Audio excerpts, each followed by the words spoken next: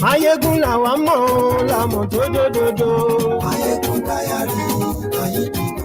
Thank you very much for joining me. Remember, if you don't share the broadcast, others won't know that Maiyegun is live, and the message will be limited to those who are able to see it tonight.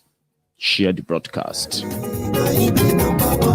Lórí Facebook, lórí YouTube, Maiyegun diary, Maiyegun number one. Gbogbo bó ṣe ń lọ ni Maiyegun já wa sí. Maiyegun diary, Maiyegun number one. Àṣírí ọ̀jẹ̀lú kì í kó níbẹ̀ o. Maiyegun diary, Maiyegun number one. So the voice you just heard is that of Oloye Sunday Igboho from Benin Republic. They are prison in Benin Republic. I have been having my own personal concern about his legal team in Benin Republic. At the same time, I also have my own concern about the political string being pulled by the supposed Yoruba leaders in order to keep Oloye Sunday Igboho away completely from Nigeria, from Yoruba land, until after 2023. I have my own concern, but good enough from that voice you just listen to. Oloye Sunday Igboho himself is concerned about his legal team. He said, what is going on here? I've got lawyers in Nigeria that represent me, that are there fighting day and night. Better lawyers. And here, you just lock me up in here. That I have no idea what you guys are doing. If you want to take me to the front of any judge, take me to the front of that judge. And I'm going to tell that judge that I fear no other. I don't fear any human being except for God. If your power is to send me back to Nigeria, send me back to Nigeria. Stop locking me up here and telling me stories every day. That's part of what we're going to talk about tonight. As Gumi just came out again to tell us that forget it, there will be no peace in Nigeria. There will be no ceasefire from the terrorists that the Buhari's government is already giving amnesty to. Sheikh Gumi said, until they are properly settled, like the Niger Delta militants, there will be no peace. Yet Yala too, they came out this time around stronger. They decided to go through the National Assembly that could possibly put up a law, put up a fight to stop the southern Nigeria from implementing the ban on open grazing. I have a lot for you tonight. If you have that same time, relax and let us enjoy this. But remember, share the broadcast. Ṣùgbọ́n ní bá ti ṣe èyí tó yẹ kí wọ́n ṣe, ọmọ bá dèrò ní fi wọ́n níran o. Maiyegun ti dé, gbogbo ọ̀jẹ̀lú ẹ̀ súnra kí. Maiyegun ti dé, gbogbo ọ̀jẹ̀lú ẹ̀ súnra kí. Ṣùgbọ́n ní bá ti ṣe èyí tó yẹ kí wọ́n ṣe, ọmọ bá dèrò ní fi. Thank you so much. It's been 2 months, almost 2 months, that Oloye Sunday Igboho and his wife were intercepted at the Benin Republic airport when they were passing through, transiting, going to Germany. Few days before then, Nigeria terrorist government that had put a target on the back of Sunday Igboho, the man that stood up for the people of Ibarapa, Oke-Ogun, Ayete, Igangan, and so many other parts of Oyo State, sending away the murderous Fulani terrorists, the ones they are now calling unknown gunmen or bandits. standing up for the people of Yoruba land, encouraging us to stand up all together and defend our land, defend ourselves, put a target on its back. On the 1st of July, something terrible happened. We've had rallies, we've had speeches everywhere, all over Yoruba land. Peaceful rallies, sensitization, awareness, and all that. Until the politicians in Yoruba land got wind of one of the messages that was, there will be no election in Yoruba land in 2023. That is bad for business. They unleashed the dragon. And as a reminder, this happened on the 1st of July inside Oloye Sunday Igboho's house, when unknown gunmen, they called them initially, but Igboho told us that those who came to his house were speaking French, and they were shouting, "We are DSS, Igboho come out, Igboho come out." And they only came to kill, not to arrest, because he committed no crime. As a reminder to every one of you, 2 months ago, more than 2 months ago, this was Oloye Sunday Igboho's house in Ibadan. Ìṣẹ̀lẹ̀ mọ́jú tí wọ́n ní àwọn agbébọn ya wọ ibi ibẹ̀ ni BBC Yorùbá wà lọ́wọ́lọ́wọ́ báyìí. Lára àwọn ọkọ̀ tí wọ́n bàjẹ́ nílé Sunday Igboho náà lè láǹfààní láti rí àti rí ẹ̀jẹ̀ àwọn èèyàn nílẹ̀ náà lẹ́nu ọ̀nà àbáwọlé kọ̀ọ̀kan nínú ilé tá a wà yìí.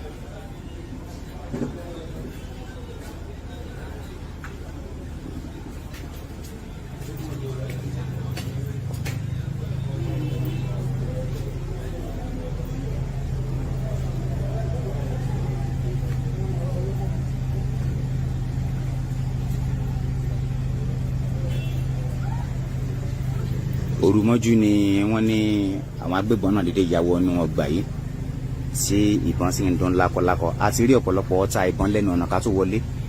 Gbogbo ẹ̀ náà ni màá fi hàn yín tí n bá ti ń jáde kúrò nínú ọgbà yìí. Bẹ́ẹ̀ ni ẹ̀jẹ̀ àwọn èèyàn wà níbi ọ̀nà méjì kan tó wọ àwọn ilé méjì nínú ọgbà yìí náà pẹ̀lú.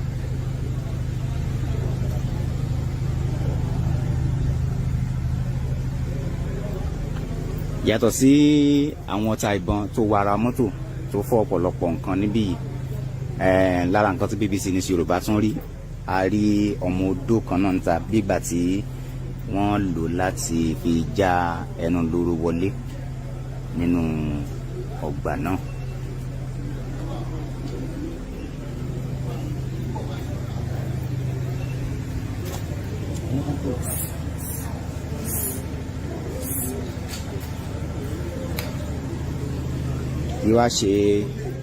Kì í ṣe ọkọ̀ nìkan náà àti gbogbo inú ilé.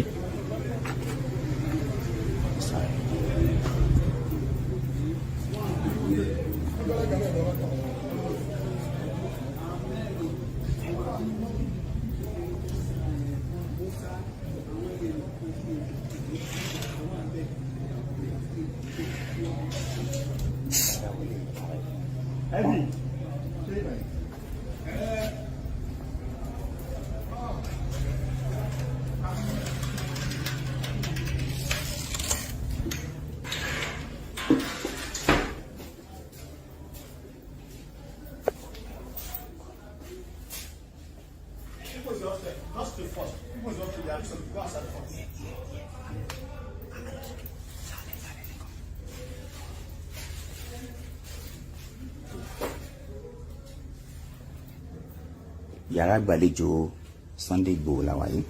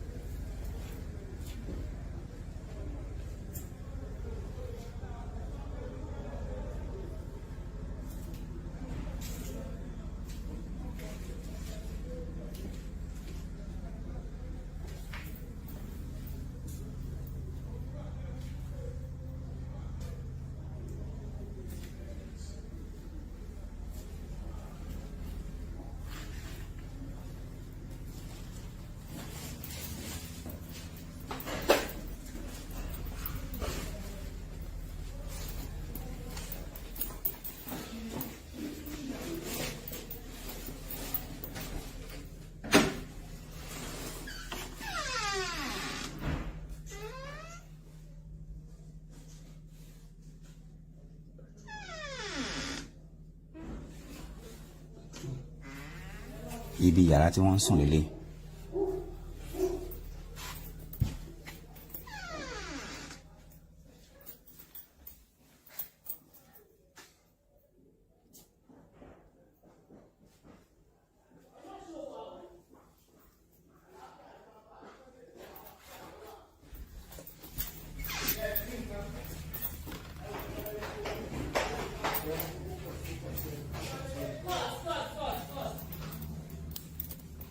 Is it like Please. No.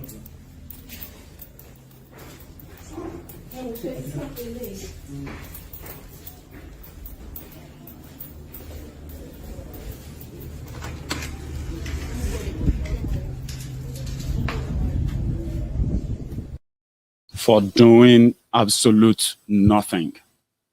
All right. And they killed 2 innocent people in that house that day, the 1st of July. Look at the man on the right. From the report, Alhaji Fatai, what we were told is that that man has an eye problem. Eye problem. He was blind. And Adisa Said Adogan is, a family man, a businessman who has his own hotel in Ikorodu. So when they got into the house that day, these unknown gunmen, before they came out to now display guns, the intention was to kill him for asking the Yorubas to defend themselves. They killed this man on the right, killed the man on the left, simply because they couldn't get Igbo, and they arrested the cat. A cat that they told us, they believed that Igbo would turn to a cat. So they arrested the cat until it became embarrassing, and they had to let, we don't know, when they were declaring things they took from Oloye Sunday Igboho's house, they did not declare the cat. Now that's what they did to him until he was advised. He had no intention of leaving Nigeria. I mean, I have some level of information and closeness to him and then his team. There was no plan for Igboho to leave Nigeria or go anywhere until it was advised that it is pretty much better to be alive. You have become the rallying point, a rallying figure for so many Yorubas all over the world. Their intention is to kill you. It's not to arrest you. With what you saw in his house there, the intention wasn't to arrest him. It was to kill him. You will be better useful to the Yoruba nation agitation alive. That was why he listened to that option of leaving Nigeria. But they've already put a red flag on him. A red flag that the Interpol always work with anyway, as long as you try to cross from one border to the other. That was how he got to Benin Republic. And when he got there, what we were told was because Interpol intercepted him. That was what we were told, not because he committed any crime in Benin Republic. That made him a political prisoner. I mean, a political asylum. It should be a political asylum. Holder there right away. Then we waited to see how the politics was going to play out. So we spent a whole week. His legal team in Benin Republic told us completely that their law, their legal system is different from Nigeria. Okay, fine. What is the crime? Is it going to be about extradition or what have you? We battled that for a whole week until they got to the final judge, the one that should eventually, I don't know how that works, the one that will eventually tell him is a crime and then, his judgment. And they said, that one said, no, this crime has nothing to do with Nigeria. This case has nothing to do with anything or any request from Nigeria. In fact, there was no single representative of Nigeria in any of the court proceedings. So this has nothing to do with Nigeria. At the last minute, oh, he has to go back. You have to take him to the proper prison so that we can now investigate. That was what his lawyer told us, that lawyer Salami. The judge said they will investigate. We asked him repeatedly, what was it that they said is the crime they are going to investigate? At least you have to know it as a lawyer so that you can put up your defense. They said, no, we should relax. We should relax. We should not pressure them. That was where I was having my own suspicion. And I believe that hearing the voice of Oloye Sunday Igboho tonight and every word of what he said, he is concerned too. There is something bigger than, that has nothing to do with Nigeria, as they have said. Let us take the word. Were those who asked them to hold Sunday Igboho, were they the Yoruba political scoundrels? Who were those who actually asked Benin Republic to help them capture Igboho? Who exactly sanctioned the attack on the house of Oloye Sunday Igboho to terminate his life, to kill him? Now, when you begin to trace this bit by bit, it will begin to make sense. I am not going to be here to cook up a conspiracy theory for you now. I just want you to think here. The legal system should be able to tell us exactly, because they've told us clearly. They said the reason why they are holding him is not because Nigeria is asking for him. That's so different from the reason why they said he was arrested. His lawyers won't tell us why or what that judge said. They want to go and investigate, and then he will come in to defend.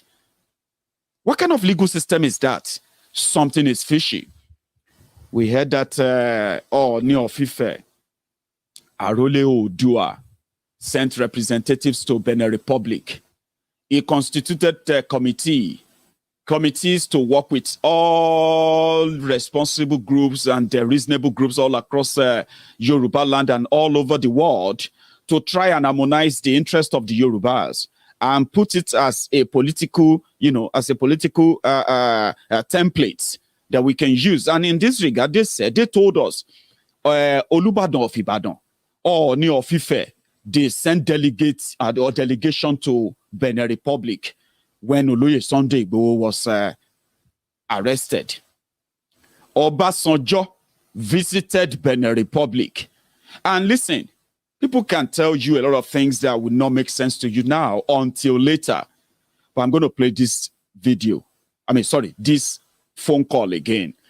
I believe that we have our Baba, Professor Banji Akintoye.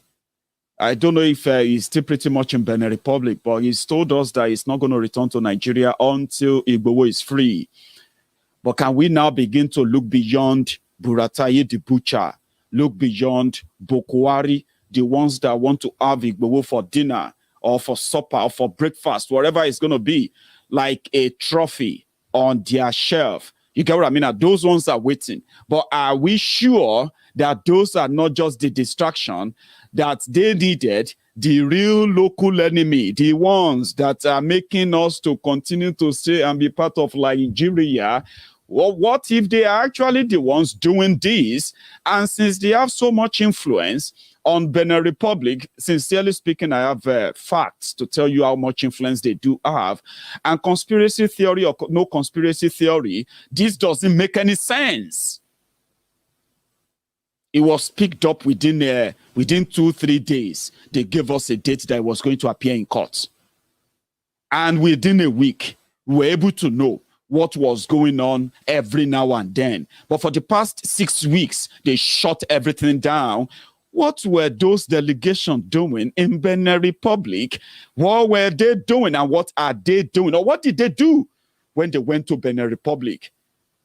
The legal team of Oloye Sunday Igboho has been compromised. It is either they have been deliberately put in the dark or they chose to deceive many of us from what is going on. And I'm not saying this to spite them. I am saying this because they need to convince us what legal system they have in Benin Republic that will not tell us the exact reason, the exact crime they are holding Oloye Sunday Igboho for. People of legal mind, people who sent delegation from the US, Yoruba body from the US, Yoruba body from the diaspora, that put resources together, put legal team together. But they were not given access to let them have access to Oloye Sunday Igboho when they got to Benin Republic. It's only legal team are those allowed. What is going on? They said a judge will give them the dates. What does that tell you? It means it can be forever. Does Igboho have the right to choose his own legal team now? Maybe this is the time we should begin to ask for that. Holding him this long, it is not their legal system in Benin Republic. It is the diplomatic African the African corruption, the corrupt system that is all about rob my back, I rob your back mentality. And this old greedy, rigged system cut across all the African countries, and no excuse of their legal system bullshit will make any sense anymore. 6 weeks. No one is telling us why they are holding him. They said it's not Nigeria. Then why are they holding him? Why are his own lawyers continue to tell us that it is their legal system? It doesn't make any sense to me. And that's why I'm going to play this again. Wait till the last part of this, if you can.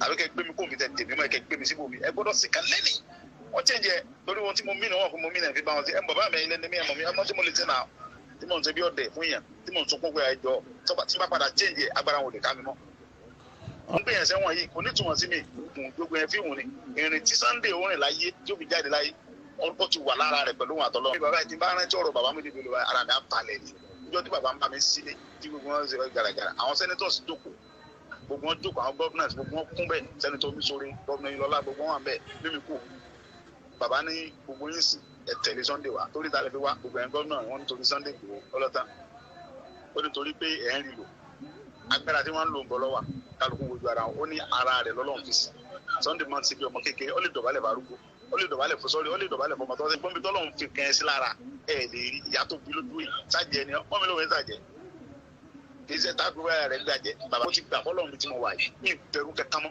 lẹ́yìn Ọlọ́run tó ní mi gbogbo yòókù yẹn gbogbo tó bá rẹ̀ kí wọ́n dá lára bí wọ́n gbé mi déwájú jọ́ọ̀jì yẹn ní sọ fún pé mi bẹ̀rù ẹ mo bẹ̀rù Ọlọ́run tó ní mi ni gbogbo àdá tó bá fẹ́ fi mí dá kẹ́ fi mí dá wọ́n bá fẹ́ gbé mi lọ Nàìjíríà kọ́ mọ gbé mi lọ Nàìjíríà ti ń gbé mi lọ àfi tí ọba sọ́lọ́ mbẹ́ tọ́lọ́ bá ti ń bẹ Nàìjíríà kan gbé mi lọ bẹ́ẹ̀ kò sí nǹkan kan tó fi ṣe ebi Kánú ń bẹ́ mẹ́ ebi ìjà tí mò ń jà ní Kánú ń jà gbogbo wọn yẹn àfi halẹ̀ àfi ń dẹ́rù bara wa ni tó bá fẹ́ gbé mi lọ Nàìjíríà tí o bá sọlọ Nàìjíríà ló tó ẹ kọ́ lọ́n bẹ Nàìjíríà kọ́ mọ̀ pé mi sọ bẹ́ẹ̀ kò sí tí ó ṣẹlẹ̀ mo wà ń bí láti bí ó ti ń lo oṣù méjì ní ìsìn ẹ yọjú sí mi ń bí ẹni tí mo ṣe lọ́ọ̀yà plenty rẹ o èmi mo láwọn àgbààgbà lọ́ọ̀yà Nàìjíríà tí mo ń control tí wọ́n máa ń bá mẹ́nu lé mi tí ń ra wọn tẹ́ mo fọlọ́ ń búra ebi ẹ wo iye lọ́ọ̀yà tí ń lọ sí kéèsì mi nìbàdàn 42 àwọn àgbàlagbà lọ́ọ̀yà àwọn àgbàlagbà fún kọ́bọ̀ fún tí lè kàwá yìí ti ń dá mo dẹ̀ ń wìn ní mo ń wìn ní federal government ṣe ṣe jìrì pẹ́ bọ́lọ́ ní ti sẹ́rẹ̀ gbogbo ẹ̀yà ayé tẹ́ jẹ́ bàbá mi tẹ́ jẹ́ ẹ̀dákẹ́ àdúrà Ọlọ́run dẹ̀ ń gbàdúrà yẹn. Yes, there's more. There's a full audio, more than that. But you see that part where he said he's been in jail for almost 2 months and he's never seen his own lawyers. That lawyer continued to grant interviews, continue to tell us things and continue to tell us things, and they continue to make headlines in Nigeria. But did you hear where Igboho said, how can you be somebody's lawyer? I'm sorry that you didn't understand Yoruba, but let me try and break what he said there down, right? He said he's been in jail, that he's trying to remain calm and just remain calm until he's tired and fed up, that he doesn't even care anymore. That if they want to take him back to Nigeria, they should take him back to Nigeria. That, you know, one thing is that there was a time that he had to fight with them to change his own cell in their prison there. He fought them the same day. He said he told them, listen, I don't care what you're going to do.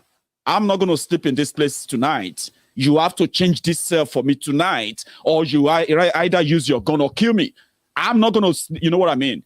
They had to change the place for him. I have heard people who have tried to try to console themselves. For example, somebody was countering me for some reason, and I understand, and I don't take it personal, by the way. And he said, it was very, very direct, and I don't know if he's watching. He said, Maiyegun, my friend, shut up.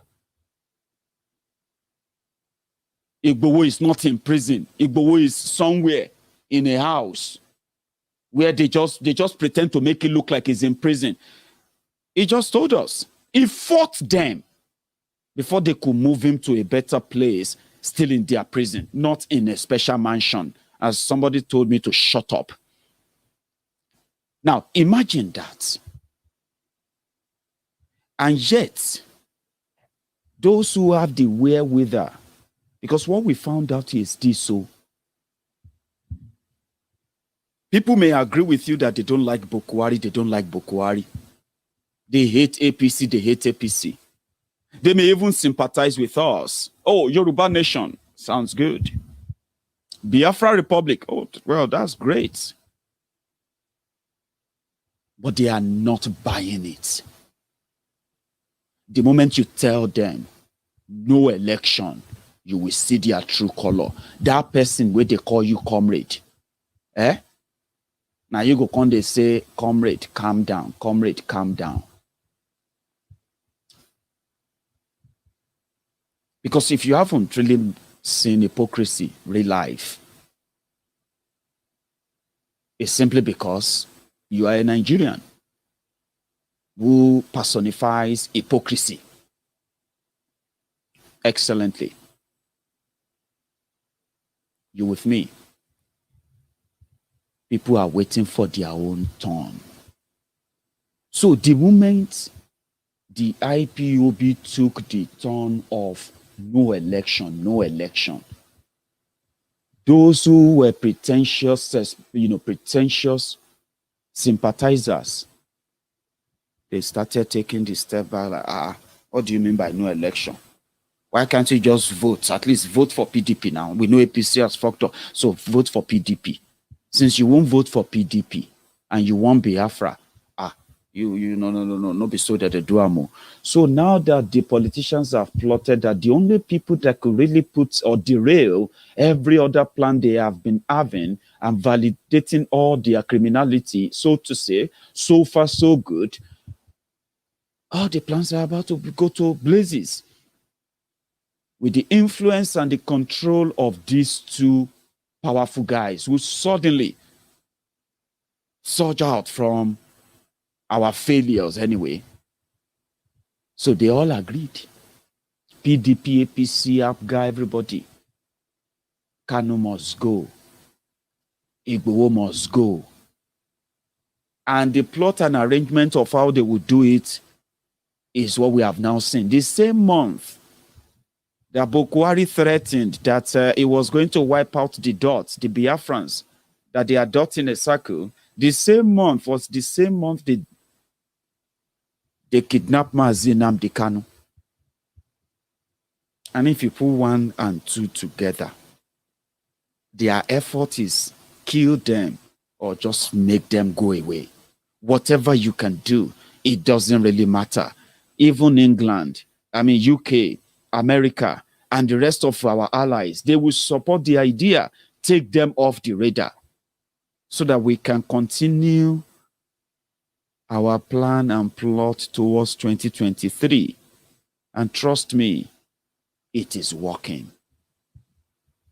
You and I know what the absence of Mazi Nnamdi Kanu and the absence of Oloye Sunday Igboho, their absence, you know what their absence have caused. You know that. So it's working. They are planned to put them away. And if you look around, just like so many people have told us, I have also probably shared that with you, that you see in that caliber of those criminals who parade themselves as different local champions for one Nigeria, these guys have no religion. They have no tribe. They have no culture. All they have is just one thing: interest. And if that interest will require them sacrificing their people as much as they have to, so be it. They have no religion. They have no tribe. They have no culture. They have no ethnic. They have no nothing. The only time they brandish those identities is when they want to rob you and they want you to validate that robbery. They call it elections. Igboho, Nnamdi Kanu, these two people will never make it easier for what they have already worked and planned. But, well, it's made them bring back, they bring forward their own agenda, the agenda of this bloodbath that we are seeing today. Even when the southern governors came together and they said, we are banning open grazing, as you have known, you heard what has been the response afterward. It's been threat against that same 2023. You know that. We want to call on those who are helping us legally on the Yoruba Nation agitators, both in Nigeria and in Benin Republic. We are about to say we have lost confidence in the legal team of Oloye Sunday Igboho in Benin Republic. Something is fishy. Something is wrong.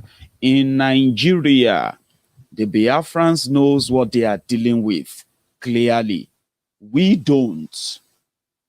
In Nigeria, where they have Mazi Nnamdi Kanu kidnapped from Kenya and then extraordinarily renditioned back to Nigeria, they have taken him to court. They said it is the continuation of his treasonable charges and the effort to divide Nigeria, blah, blah, blah, blah nonsense that they put together. The Biafrans knows that Mazi Nnamdi Kanu is standing trial for a trumped-up, Fulani made-up charges. Very clear. And they directed their anger, their rage, towards those who kidnapped Mazi Nnamdi Kanu. That is pretty much clear.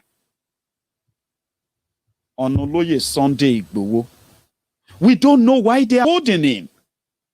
We don't. And that is not good. That doesn't look good.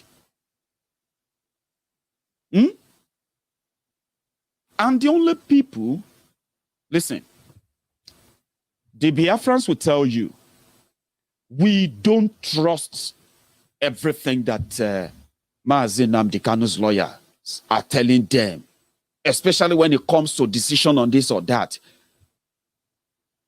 Because we never heard from him.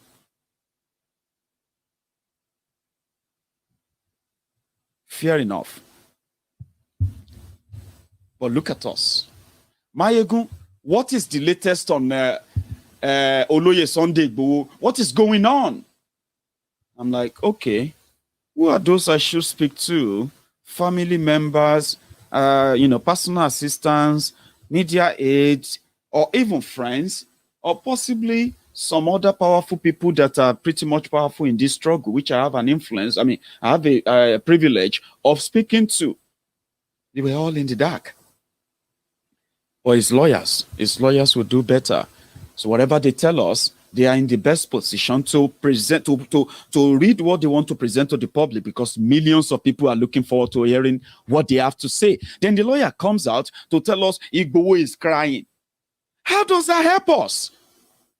Igboho is telling people to remain calm. How does that help us? That's not going to help us.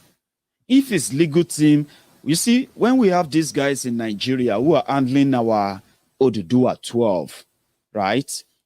Our brothers and sisters kidnapped on the day they attacked the house of Oloye Sunday Igboho, and they killed 2 people.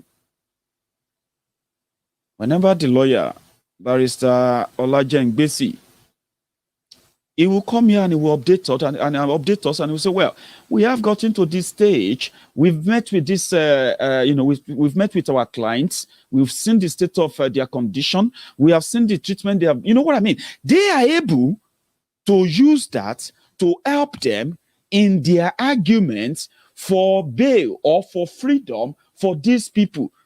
These guys don't meet Igboho. Igboho said he's been there for 2 months.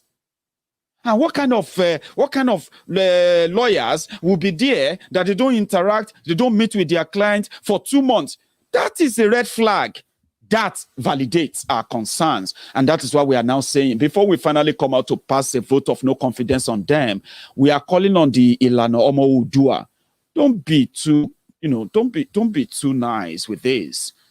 Every night that Igboho sleep in that prison in Benin Republic, that is the right and the safety and the protection of the vulnerable, the weak, the targeted Yorubas in different communities in different parts of Yoruba land.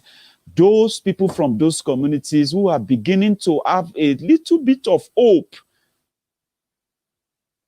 that they are going to stay alive and they will never become victims of this murderous AK-47 wielding terrorist. Now, every night that Igboho sleeps in that prison cell in Benin Republic, every night is a night of disappointment, is a night of letdown for these millions of people that are scattered across the land of Yoruba land. Today, these millions of people that you and I will probably never really know about until their village or their villages are attacked, until their children are kidnapped, until their loved ones are killed, until their farms are destroyed, until they lost something. That is, if they are lucky enough that they lost enough, that is the only time you're going to hear this story. Now, every night Igboho sleeps in that prison cell in Benin Republic is a night of misery for those vulnerable people in Yoruba land, as those who are supposed to bring him out of that place continue to play the card of those who are keeping him there. Think about that. I'm not going to eat them too much tonight because I still want to believe that they can still make it right. But I'm calling on the Ilana Omo Udua. This is us from the diaspora, asking you that whatever game they are playing, whether Obasanjo told them to keep him there. In fact, somebody told me, he said, Maiyegun, from what we were told, they said when Obasanjo met with their president in Benin Republic, he actually just told him what he presented as facts. They said Obasanjo told the Benin Republic president. Now, this is not verified, okay? And I don't want you to vilify Obasanjo for it. When we want to talk about them, we prefer to say things that are really verifiable, okay? Well, it kind of, will add up at the end of the day in a situation like this. They said they told them that they needed to be very careful that Igboho, what Sunday Igboho is fighting for, is indeed what Nnamdi Kanu is also fighting for, and it is to break up Nigeria. But if Benin Republic think it doesn't concern them, they should think twice, because the population of Benin Republic, the entire country, 18 to 20% of the entire population is made up of Yoruba-speaking people, Yoruba people, who also shared borders with us in Yoruba land, the current southwest Nigeria, the same place Obasanjo will not want us to break. So when people said that, I said, well, some said, they did a lot to say they should, because if Benin Republic should release him, Benin Republic is going to pay a very big price, more than just shutting down the border that Nigeria has shut down now for the past, 18, 19 months as we speak. So with all those economic threats and the rest of that, if Yoruba break away from Nigeria, the Yorubas in Benin Republic will also demand to join their brothers and sisters in Yoruba Republic, and they will leave Benin Republic, blah, blah, blah, blah. That is not verified. Okay? Or again, it doesn't make any sense keeping him there. See, Sheigumi repeatedly told us that the reason why people continue to demand that they don't want to be part of the murderous campaign in Nigeria is this. Okay? Nigeria is so messed up. Messed up beyond just corruption, you know? If you are watching this video, you probably have heard a lot about corruption, 419, fraud, and the rest of that about Nigeria. A lot of things that you've heard about Nigeria. But you know, one thing is this, right? Nigeria is a poor country. Some of them don't like to say that. In fact, they don't agree. They will say, no, Nigeria is not poor. It's only that we have poor leaders who are just mismanaging and stealing our money. But they have no idea that when you have poor people leading a country, not just because they have no money, but because they are so poor in mind, they are so poor in deed. And what do you expect from poor mind to produce? Any success? Of course not. So they say a country is, what do you call it? The leadership of a country is a reflection of the people in that country. So when you look at it from 1960 to date, if they tell you Nigeria is a rich country, only that the terrible leaders are the ones who made us poor. No. The leaders are the citizens of that country who aspire to acquire, to maguire, to be the leaders. And then they pass on their own ideas, the poverty, the poor idea onto the rest of the country. And in 60 years, they made Nigeria the poverty capital of the world. But you see, there's no crime you're talking about here. When you talk about a financial crime, this crime, that crime, anything that has to do with financial crime, bank fraud and the rest of that, Nigeria doesn't even come close to the top 3 most fraudulent country in the whole world. But the reason why we always take the top notch is because it's this. They've told us that Nigeria is the biggest black nation on earth, okay? The biggest, the most populous black nation on earth. They've told us that. So anything that happens in Nigeria is expected to come in a bigger size. If there's still a corruption, the former Prime Minister of UK, David Cameron, he came out and he said, you see, Nigeria is not just corrupt. Nigeria is fantastically corrupt. That the level of money they are stealing from that country, if they try that in the UK for just 1 year, UK will go bankrupt. People will go on the street begging. But Nigerians, as they are, their leaders, as corrupt as they are, they still get away with all those, right? Long story short, Nigeria is a poor country led by poor mind who have kind of mastered the art of manipulation, subjugation to keep power. But here is the deal. Terrorists took over power in Nigeria 60 years ago. Jihadist apologists, Taliban apologists, ISIL and the rest of them. And since then, they have ensured that the indigenous people in Nigeria feel the brunt, the bite, and the attack of their unleashed barbarian or barbaric army on the rest of the country, looking for one thing: the gold, the land. Now, you would expect the most populous country in the whole world to have the most populous black army in the whole world, the black military, black intelligence, the most this, the most that, but not until you give your country to the terrorists. Then you have an idea that all those doesn't really count. They don't really matter. A sheikh has made a name for himself as the negotiator, the locator, the founder, and the man who speaks the language of the terrorists who have now occupied Nigeria. They've surrounded the entire Nigeria. In 2013, we were told that, if Nigeria made it through 2015, then we'll see how long it's going to last. The prediction is actually going to be, it's going to run out by the 2035. We are pretty much just running out. And if they say Nigeria will break between 2015 and then the next 20 years, which will make it 2035. This is 2021. We are just 14 years away. But Buhari has done a great job that indigenous people are beginning to say, since we can't protect ourselves, since we can't defend ourselves, since the government won't protect or defend us, why then are we still part of this union? What exactly is the submission of our sovereignty to be part of Nigeria, which we never did, by the way? It was forced on us, right? If all these are no longer guaranteed, then we no longer want to be part of this union. Now, the people that pushed us to that level, they tend to be smarter, more than what you can imagine.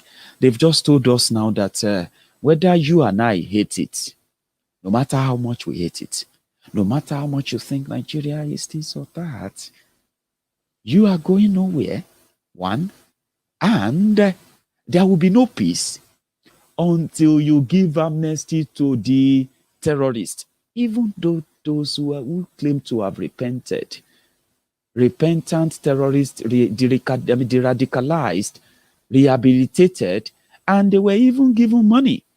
They went back to the same terrorism, to kidnapping, and, think about that. But when they, just as a reminder, by the way, when they grabbed, this is where this actually gets so really crazy, right? Igboho committed no crime other than asking the Yoruba people to stand up and defend the vulnerable people, the women, the children, the weak, the aged, the people that are the easy prey for the Fulani terrorists that are ransacking our villages. He didn't do anything wrong. And they went for his life. Mazi Nnamdi Kanu didn't do anything wrong. And they called for his head. But you see, those who are doing this daily marking, these daily killings, they get repentance, but it's still not enough.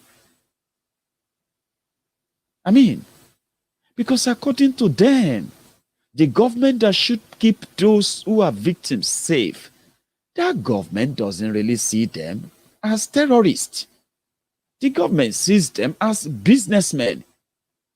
If not, school children, kidnapping of school children is not really a crime to the spokesperson for those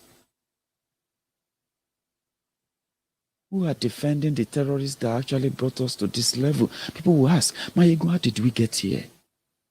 How did we get here? How did Nigeria get to this point? The people that brought us to this level are telling us to normalize terrorism, accept it as a way of life, learn how to live with it, because it is not really as bad as you think. But if you call for the breakup of Nigeria, that is deadly. I didn't say it. Somebody said it. And just today, he came back to tell us there will be no peace until you give amnesty to these terrorists. Say. When you ask a battery of questions, how do you expect me to convince you? Let me step one by one.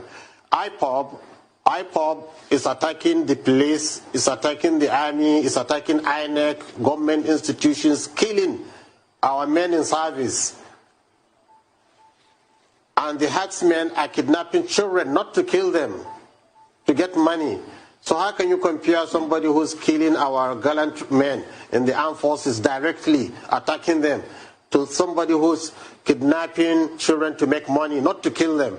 Look, we need some fairness in what we are doing. So how do you, and listen, this is exactly how they see them. Forget whatever they are saying. How do you coexist in a country like that, where terrorists are getting pardoned, paid, and activists are having targets placed on their backs to be hunted down? It is their country, Nigeristan. But sharing a name with you doesn't really make us your secondment, I don't agree with that. And they pushed us to this level. And they're not stopping. That's another thing. Some people are even trying to pacify them. For example, Anambra State Governor, somebody who felt like if it is for peace, okay, maybe we should try this idea and maybe that will bring peace. What was that idea? You won't believe it. Listen. The herdsmen, where they are. If you destroy any farm, will you pay? And if you kill their cows, you pay. That is, a number of community must pay them. If they destroy your farm, they will pay you. And it has been happening. If for any reason somebody dies, it's a police matter, but if our people is killed, they will pay 500,000 naira while the police continues the action. If their people is killed, we also pay 500,000 naira. And, you know, so we have handled this very well. Just for peace. That's what they said. Trying to make peace with killers. If you kill anybody in Anambra State as an herdsman, you will pay 500,000 naira and police will continue their case, as if to say there will be any case. If you kill any Fulani herdsman in Anambra, you will pay 500,000 to the Fulani, as if to say that will stop them from the reprisal attack that will come back and kill tens of hundreds of people in the communities, not just one community, but many communities. Making peace. And that is why E82, thank you so much for your super sticker. Thank you. Guys, if you are watching me on YouTube and this is your first time, you know, you can just give me that subscription on there, right? And for everyone who is already subscribed, can you just give that, you know, that like, that up thumb? Can you just tap that for a sec as we proceed? Because I want to show you what Miyetiala just asked the Federal National Assembly, where the Bajabia Mule, as well as the other rubber stamp Senate president, is asking them, as long as they will pay money, they may pull a stunt on the southern governors, and that's Nigeria for you. Okay, so we have over 2,000 of us on YouTube. Okay, so and we only have about 600 of us who could just say, "Well done, Maiyegun." But you can make it and take it up. Where do we have the rest of our 1,500 people watching?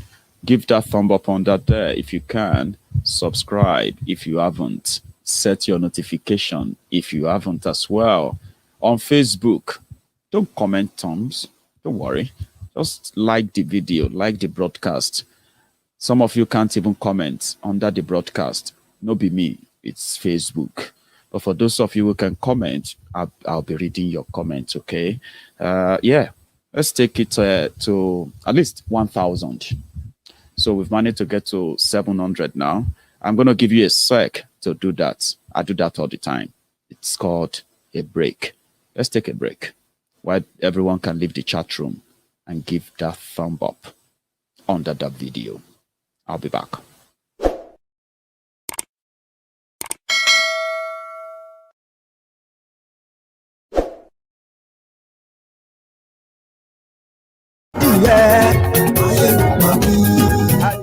Thank you very much. So, yeah, only a few people have managed to. If you want to click that like under that video, all you have to do is you have to leave the chat room. Then you go back in. After you thumb up, okay? Miyetiala, they said, you remember they told you that they were not going to obey any law made by any southern governor or wherever. Forget it. They are not going to obey any law. They already have people who are working to make sure that the collaborative, or let me say the united decision of the southern governors when they met and unanimously, well, not anymore, unanimously then decided that they were going to ban open grazing. And they said they were going to all go into their different houses of assemblies to ask their members to promulgate bills that will ban open grazing and will prescribe punishment and what have you, to stop all these incessant attacks and killings. People who are moving cows, committing crimes, moving guns and weapons all over the place. It was a very good thing to do to curb this movement of cows and guns and terrorists. But we've had some who have said, no, we are not doing that. No. 2023. 2023. Ebonyi is likely not going to pass any open grazing bill. Imo State has a law. Hopeless Uzodinjo is not going to implement it, of course. Anambra, where 500,000 is worth a human life. How much is 500,000 in dollars anymore? Today, your dollar is 530 naira to a dollar. Really? And a pound, I heard, a pound is 700 and something too, but probably 730 naira to a pound. Wow. So 500,000 naira if you die, if any husband kill your family, anybody, 500K in Anambra. So there are places that they are not going to implement that, but Miyetti is not going to have that because in Ondo State, they have already started arresting them. Sincerely speaking, Ondo governor seems to be active now. Is the next autumn. They have already placed a price tag on autumn. They know that those who are protecting autumn for now can do so.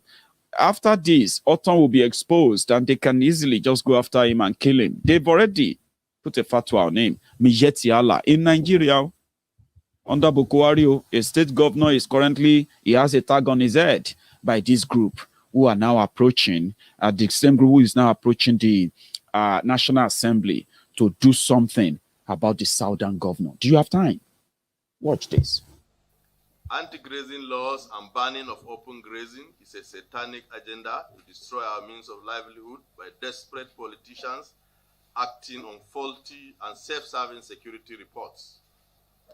It is Frederick Bessia in 1801, in his Economic Sufism, who said, when plunder becomes a way of life of a group of men living together in a society, they create for themselves in the course of time a legal system that authorizes it and a moral code that glorifies it. This is a clear case of the current rush to create negative laws against our cultural heritage. Anti-grazing laws and policies are attempts to ban open grazing are nothing but populist and corrupt-driven agenda designed by visionless, inept, and desperate politicians to destroy pastoralist means of livelihood. These dangerous and satanic laws must be nipped in the bud by the National Assembly to safeguard the Constitution of the Federal Republic of Nigeria as it portends greater danger to the corporate existence of the country. These oppressive laws and hostile policies being enacted by state governors are fundamentally going against the Fulani pastoralist culture, economic interests, and constitutional rights. It is important to note that interstate movement of pastoralists is similar to interstate commerce, which is an exclusive preserve of the legislative powers of the National Assembly under Item 62 of the exclusive legislative list. To this effect, any action taken by any state assembly that is in conflict with the above section of the 1999 Constitution as amended is null and void and of no effect and of no consequences to the pastoralists. These laws do not take into cognizance the sociology, economic of production, climate variation, and other push factors that are inherent in pastoralist movements across ecological zones. It is a common knowledge that Nigerian mode of agricultural practice is still primitive all over the country and are not consistent with global best practices. So why singling out the pastoralists who have been suffering from cumulative years of neglect in terms of development from both federal, state, and local governments? There is a looming danger and security implications of these satanic laws by the ill-informed governors on national security. The laws will destroy livestock production and send into poverty millions of people that depend on livestock value chain. The butchers, the transporters, the livestock dealers, the consumers who are used to affordable source of beef and milk are going to be affected. The laws will undermine relative peace and stability currently enjoyed in local communities and threaten social order. The laws will exacerbate cattle rustling in local communities as criminal gangs and state-sponsored vigilantes like Amotekun and other state-sponsored gangs to be rustling our cattle. The laws will lead to a serious humanitarian crisis as families will be destabilized, market and economic livelihood will be disrupted. The laws will lead to massive cross-border migration that will create further security challenges for the country. Our prayers. The National Assembly and Mr. President to intervene and stop the current attempts by some state governors to criminalize our means of livelihood of cattle rearing through enacting of satanic and obnoxious laws they call anti-grazing laws, which I call antichrist, targeted at Fulani pastoralists. The federal government should create a ministry for livestock and fisheries as obtainable in many African countries. Nigerians should adopt strategies in responding to changes of climate change as it affects livestock production, not negative laws. Government should take an inventory of all existing grazing reserves, traditional grazing areas, transhumance corridors, major stock routes, and fully develop at least one grazing reserve in each senatorial zone in line with the recommendation of the Interministerial Committee on Livestock Development in Nigeria 2015, the report of Presidential Committee on Pastoralists and Insecurity 2014, and the last... Wait. He said the law made by the southern governors is against their cultural heritage as pastorists. Pastorists who move cows everywhere. So it's against their culture. So law made in South. So are we pastorists in southern Nigeria?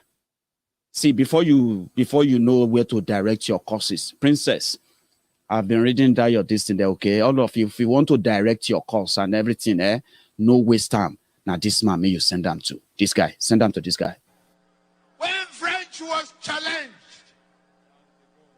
they turned to their general, Charles de Gaulle. Correct?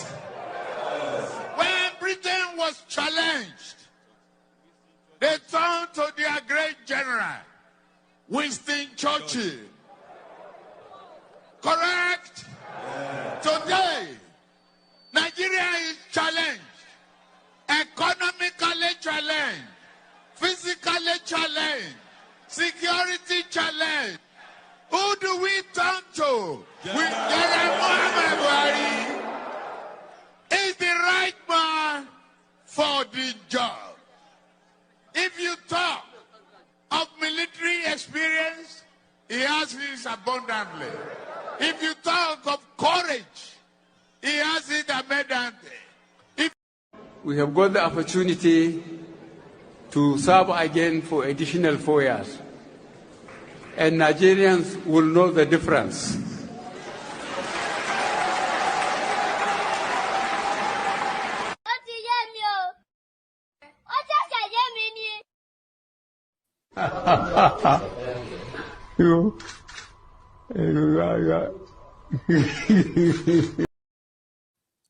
Do you understand? Somebody, well, many people were asking, what is that little girl saying? The little girl is just saying, well, now she understands. I don't even think it's a girl. But the child was saying that, now I understand. Now I understand very well. Do you understand too? So if you want to curse anybody, I just say, may you divide them, make you make them, make it rich, okay? Now that person where they now your own wisdom shows you. Now that one bring me yeti Allah. You see those guys who dress like they are pastorists. Those guys are 419 terrorists too. If you see them in Abuja, you see that one with Akete, with that hat, The guy is a billionaire on his own since this business started. He has his own police convoy. You will think he's a senator or a governor. If you see him in Abuja, he drives his own expensive toys too, automobile. Like, guys, forget about the camera. Somebody said, why is the media giving them attention? If you like say, outside Nigeria, you there, you have no idea. I hope you do. Show the year.